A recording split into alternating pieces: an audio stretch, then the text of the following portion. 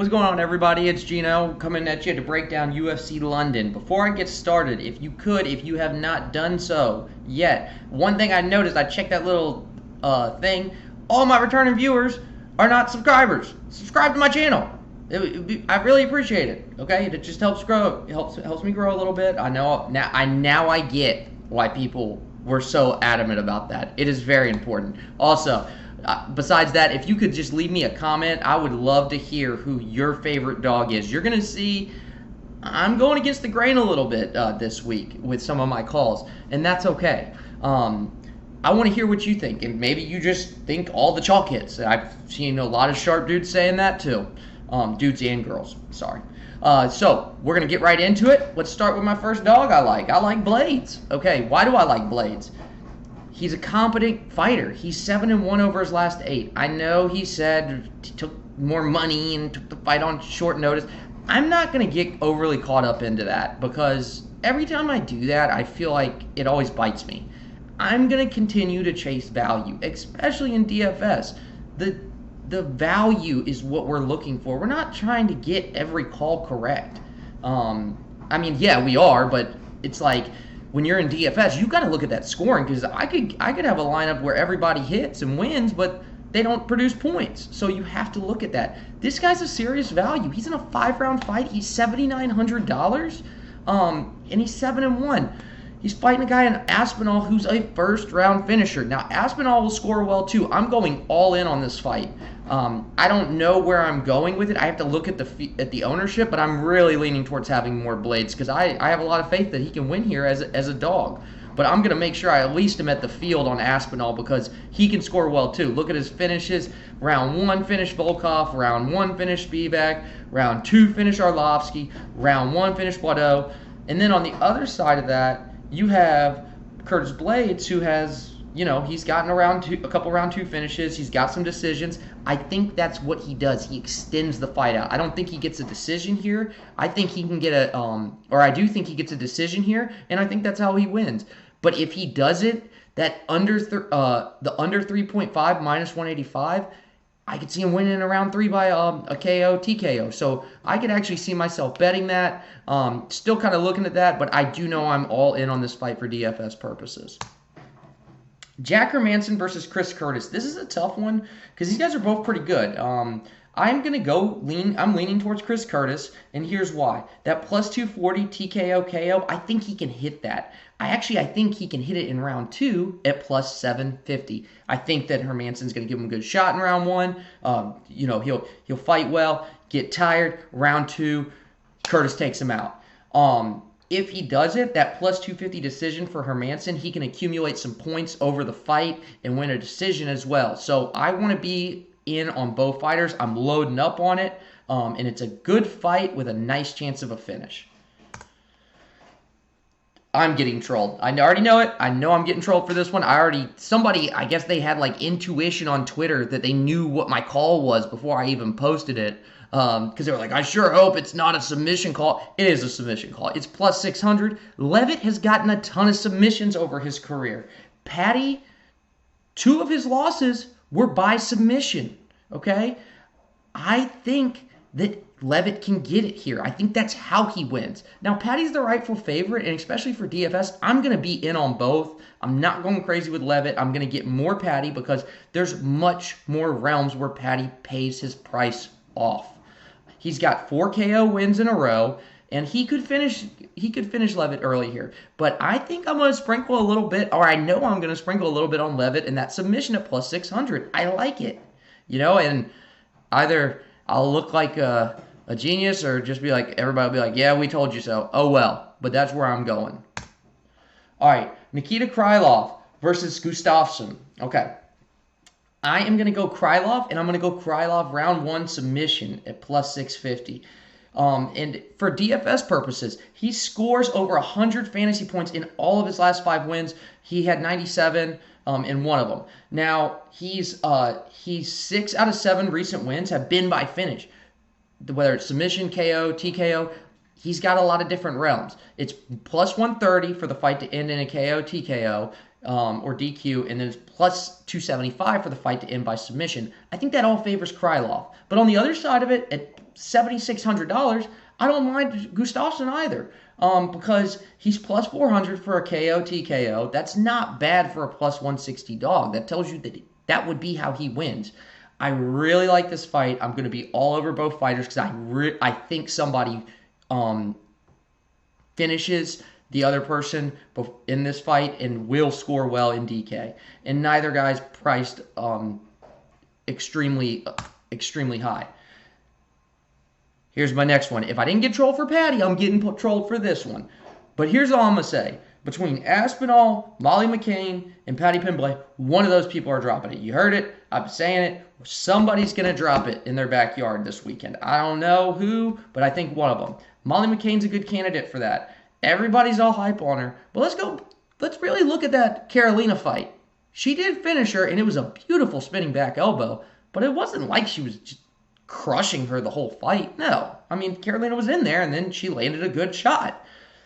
On the other side, we have Hannah Goldie, who I'm going to bet, and I think if she wins, it's going to be by decision. Control time, pinning her up. But she does have a submission win over Whitmire, which, I mean, that's just okay, but she shows the potential to do it. She's 6-2. So it's not like she has all these different fights where she's just dropped. I know people are saying she's not very good, but I don't think Molly McCain's that great either. I don't think Molly McCain's good enough to be a minus 400, and I mean, I hear people saying she's going to be minus 500 by Saturday. Okay, give me that value. Give me that plus 310 Hannah Goldie. I already put a little bit, just a sprink on it, like $5. But just for my peace of mind, I had to put a little bit on Goldie because I think she can win here. One more thing, she scored 59 fantasy points in a loss to Belbita because she was able to hang in there and tussle with her and pin her up against the cage and, do different things. I think she competes here with Molly McCain. Then the other part that I don't think we're thinking about is, yes, they're in London, right? It's going to be a hyped up environment. But if Molly comes out there guns blazing, all hyped up and gasses herself out, I mean, that does nothing but pay an advantage to Hannah Goldie. So I won't spend too much more time. I'm not going to go crazy with Goldie in terms of DK ownership. I'm going to make sure I'm elevated on her. Because I don't think it's going to take much to be elevated, and I'm going to bet her. Molly McCain, I may fade her. 9,300, I think it's going to be hard for her to pay that price. I think there's other people cheaper in better spots in terms of getting a big score. But Molly McCain does, she will accumulate volume. So that is one reason why I'm kind of debating not fading her. But we'll see as we get closer to Saturday. All right, Paul Craig versus Volkan Oezdemir. I love this fight. Okay, I'm going all in. I'm just going to put it out there. Some people are saying they're not going to do that as far as DFS, but I just think somebody's getting finished here. The under 2.5 is minus 220. Paul Craig's on a 5-fight winning streak. Beautiful submission artist. He's got plus 250 submission, and he's plus 500 to get the submission in round 1. I like that. I think if he pays off as the dog, I mean, he will be optimal if he can hit that. Now, at 8,500, I like Oezdemir, and I think he wins. So I'm betting him at the plus 130 KO TKO because I think that's how he wins. I'm really tempted to do the round 1. If you look at it, it's plus 275 to do the round 1 to 130. That's telling you that there's a good chance of him finishing him in round 1. He's powerful, and I think that's how he wins. Now, he's been subbed twice by Anthony Smith. Or most recently, he was subbed by Anthony Smith in 2019. So that's a good path for victory for Craig. I'm going all in because one of these guys is going to hit. I'm now, and as betting wise, I don't know how much I'm going to do, but I see myself getting a little Oezdemir, and I may even sprinkle a little bit on that Craig submission prop in round 1. Klein versus Mason Jones. Okay, Mason Jones, I think, is the rightful favorite. He's $9,200, but I do think he can pay well. He had 8 takedowns and scored 120 fantasy points, 27 fantasy points in a win against Onama. He has 11 takedowns in 3 fights. He gets a lot of takedowns. He could just, volume, and score really well. So that's why I like him as a DK play. But on the other side of that, no, oh, one more thing. He's plus 130 for a KO, TKO. So he could, take down, and then land a knockout later in the fight and pay really well. Now on the other side of it, Ludovic Klein, he's 2-2 over his last 4. He scored 70 fantasy points in a decision win against Smith, which tells me we want him to get that finish to pay off. It's plus 600 KO, TKO, which isn't all that inspiring. And he's plus 650 to get a decision, which tells us, it's better out of him getting a finish. At the under 2.5 being minus 125, I'm getting both fighters, and I see myself at least being at the field on both of those guys. Diakisi versus Hadzovic. I'm going Diakisi by decision, plus 130. I just think he's the better fighter. But his round 1 KO, TKO is plus 330, and I don't know if I'm getting inside my own head because I feel like I'm getting too many round 1 calls. But I also like the fact that he has 11 takedowns in his last win. I mean, come on now. He'll pay well. At 9,100, I think I would rather have him than Molly McCain. Just saying. I think he's a better play. Now, on the other side of it, I'm going to get a little bit of Hadzovic because he's not completely out of this. But I just don't see him winning. But if he does, he scored 98 fantasy points, 110 fantasy points. He shows to have that ceiling, and he's probably going to be lesser owned. So I don't mind him as a tournament play as well. All right, Nathaniel Wood versus Charles Rosa. It's Wood or pass. I think Wood's the better fighter, minus 490. I don't like the $9,400 price tag. Again, if we go back, I think that Diakisi at 9,100 with his 11 takedowns pays off his salary more likely than Nathaniel Wood. So, but I will have some. Now, on the other side of it, I just am so confident that Nathaniel Wood's going to win this that I'm not playing Charles Rosa. I'm fading him. Makwan Americani versus Jonathan Pierce. Jonathan Pierce is known to put himself in bad situations. He's a minus 225 favorite, which, again, rolling towards the value. I like that plus 185 on Americani, and he's a submission guy. If Jonathan Pierce puts himself in a bad spot, Americani can capitalize that on him, put him down, get a submission. He's got 115. Americani's got 115 fantasy points, 97 fantasy points, and 86 fantasy points over his last 3 wins. So at 7,500, he's going to score. Any of those scores will be proficient. 86 I don't love, but that 115 and 97 will do just fine. He's aggressive, and he's plus 330 to get a submission. The under 2.5 is minus 145. I'm going to make sure I have both guys because I think either guy can score well. If you look at Pierce, he's got 17 takedowns in the last 3 fights. That's ridiculous. So I'm going to be really high on this fight. Actually, I'm going to go all in on this fight, possibly. So we'll see as we get closer, but this is a good fight to target from a DFS perspective. Makayev versus Charles Johnson. I like Makayev. I think there's levels to this. Charles Johnson's on a 4-fight winning streak, but that's an LFA. I think this is different. I think he's stepping up into the big leagues. I think he's fighting a good fighter in Makayev. But again, 9,500. He did score 127 against Durden, but he's going to have to get that 127 to score well again. So I'm going to have him, but I'm not going to go crazy with Makayev. Now, Charles Johnson, I may get a little sprinkle just because of his price and just to be a little different, but I'm not going crazy with that. One last thing to consider, we have Makayev. He's to win by KO, TKO is plus 300.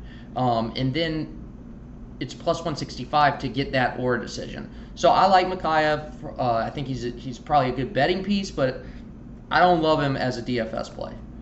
Jay Herbert versus Kyle Nelson. I'm trying to figure out how you are $9,000 minus 275 and you got whopped the last time you were out. And you're fighting a guy in Kyle Nelson. You're not that much better than him. I'm sorry, you're just not. Now, Jay Herbert does have 7 finishes in his last 7 wins, so I'm going to make sure I have him. He's 9K, and I've already told you guys my disdain for some of these other guys that are priced above him. Now, he does have a submission loss to Moicano, who's 14-4 as well, which makes me like Kyle Nelson even more.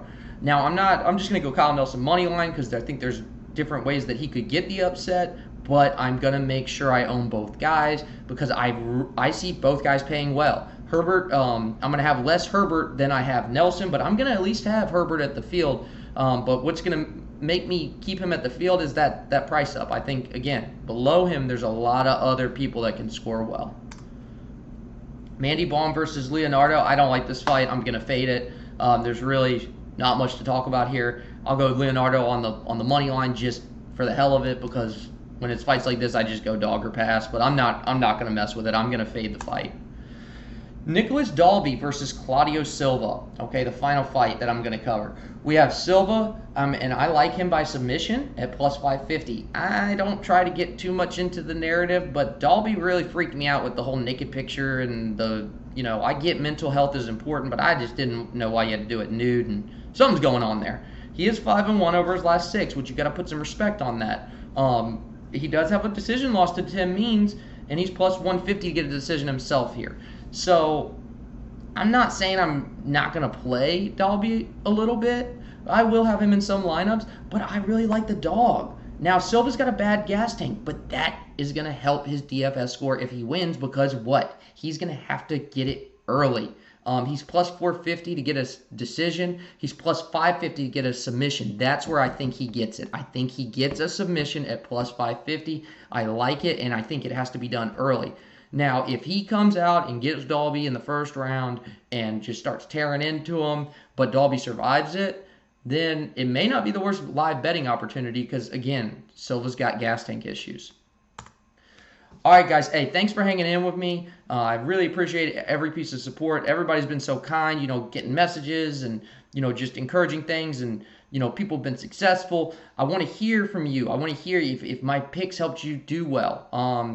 And again, I'm kind of looking forward to see who trolls me, because if you do troll me, make sure you do it on Twitter and include my YouTube link so I can get some advertisements. Speaking of Twitter, if you have any questions, hit me up there. I'm at the Real GC9. I'm always on there talking. And finally, all my research primarily comes from, not all, but primarily most of my research, it comes from the DFS Army. Great site. It's covers any sport you can think of in terms of DFS. And with NFL coming around, it's the bread and butter. I joined them, and I want to say the first month I joined them, I hit for 4K right off the bat in a tournament. So these guys know what they're doing, and they're great. They're kind. They work with you. I highly encourage you to check them out. If you use my promo code, it's 10% off. With that, I wish everybody the best of luck. I hope your parlays hit, your props hit, but I hope you do well in DFS, but I just don't want you to beat me if you're in the mini max. All right. Hey guys, thanks again. I hope everybody has a good time and enjoying the fight, and I'll see you soon.